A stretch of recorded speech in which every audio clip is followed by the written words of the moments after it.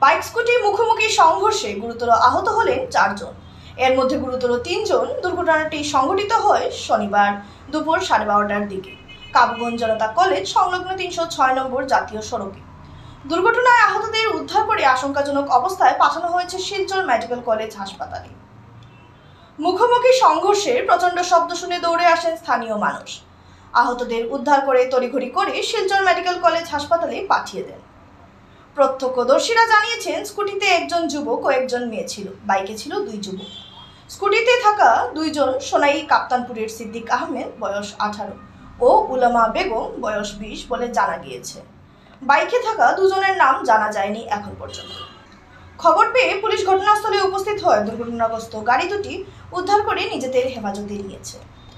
আজকে জনতা কলেজের সামনে যেটা অ্যাক্সিডেন্ট হয়েছে, একটা পালচার আর একটা স্কুটি নিয়ে, তখন পালচারটা ওদিকে আওয়াজ আসলো আর স্কুটিটা ভেটিং পার হয়ে যাওয়ার সময় পালচার এগিয়ে দেখে মারিয়া অ্যাক্সিডেন্টটা হলো।